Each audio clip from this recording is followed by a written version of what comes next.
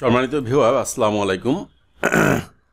আপনারা জানেন যে আমি প্রতি সপ্তাহে একটা সাপ্তাহিক অ্যানালিসিস দেওয়ার চেষ্টা করি। যাই হোক, বর্তমান মার্কেট যেখানে রয়েছে জিবিপি ইউএসডি অর্থাৎ গ্রেট ব্রিটেন পাউন্ড এবং ইউনাইটেড স্টেট ডলার, তো এই মার্কেটটি বেশ অনেকটা নিচে নেমে এসেছে। তো এই জায়গা থেকে মার্কেটের অবস্থা কি হতে পারে এটা নিয়েই আমি আপনাদের সাথে আলোচনা করব।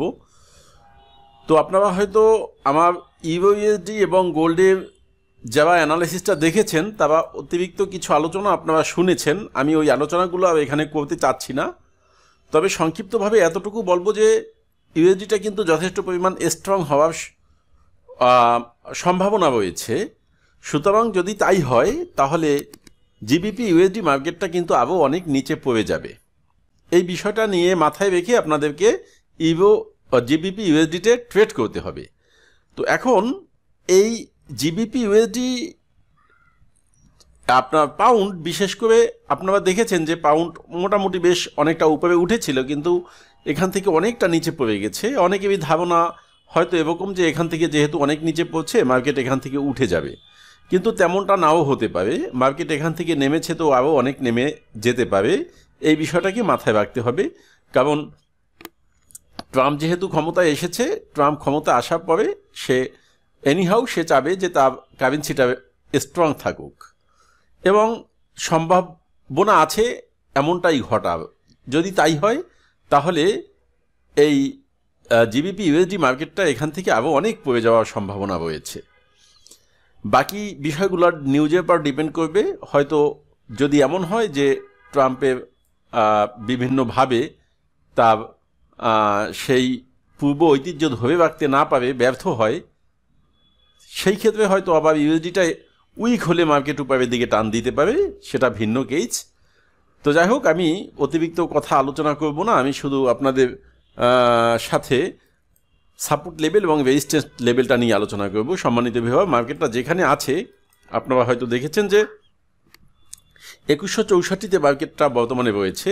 ঠিক এই জায়গা থেকে মার্কেট নিচের দিকে যদি টান দেয়, সেই ক্ষেত্রে মার্কেটের ফার্স্ট সাপোর্ট লেভেল যেটা রয়েছে 2050 বা 60, এই জায়গাটা মার্কেটের জন্য ফার্স্ট সাপোর্ট লেভেল। এবং এই লেভেলটা একইভাবে যে খুব একটা উইক তা না, মোটামুটি একটা স্ট্রং লেভেল। যদি এই জায়গা থেকে মার্কেট নিচের দিকে পড়ে যেতে পারে, সেই ক্ষেত্রে মার্কেট যেতে পারে তার পরবর্তী অবস্থানে, এবং পরবর্তী অবস্থান 1840। এই জায়গাটা market second resistance level, support লেভেলে যেতে পারে। যদি ওই সাপোর্ট লেভেলটা ভেঙে মার্কেট নিচের দিকে পড়ে যায়, সেই ক্ষেত্রে তার পরবর্তী সাপোর্ট লেভেল রয়েছে বিশেষ করে 1720। এই লেভেলটা মার্কেটের জন্য তার পরবর্তী সাপোর্ট লেভেল। তো সম্মানিত ভিউয়ার, যদি মার্কেট তার সাপোর্টের দিকে না গিয়ে রেজিস্ট্যান্সের দিকে যায়, সেই ক্ষেত্রে মার্কেটের জন্য ফার্স্ট রেজিস্ট্যান্স লেভেল হলো আপনার 2300 লেভেল। যদি ওই লেভেলটা ভেঙে মার্কেট উপরের দিকে চলে যেতে পারে তাহলে সেকেন্ড রেজিস্ট্যান্স লেভেল, এবং সেই রেজিস্ট্যান্স লেভেলটা হলো 2440। এবং তার থার্ড রেজিস্ট্যান্স লেভেলটা হলো মার্কেটের জন্য 2660। তো এই যে আমি সাপোর্ট লেভেল এবং রেজিস্ট্যান্স লেভেলের কথা আপনাদেরকে আলোচনা করলাম আপনাদের সাথে, নিউজের উপরে ডিপেন্ড করে এই সাপোর্ট রেজিস্ট্যান্স সবগুলোই ভেঙে ফেলতে পারে। তবে আপাতত যদি মার্কেট ওই হাই ইম্প্যাক্টে ওরকম কোনো নিউজ না হয় এবং একটা রেঞ্জের মধ্যে দিয়ে ঘুরবে, তাহলে এর মধ্যে দিয়েই মার্কেট হয়তো আপ ডাউন করবে। তো আপনারা আপনাদের মতো করে বিভিন্ন সাইট ঘাটাঘাটি করে অনেক এক্সপিরিয়েন্স নিয়ে এই মার্কেটে ট্রেড করার জন্য আমি সকলকে অনুরোধ করব। সকলকে ধন্যবাদ জানিয়ে শেষ করছি। আসসালামু আলাইকুম।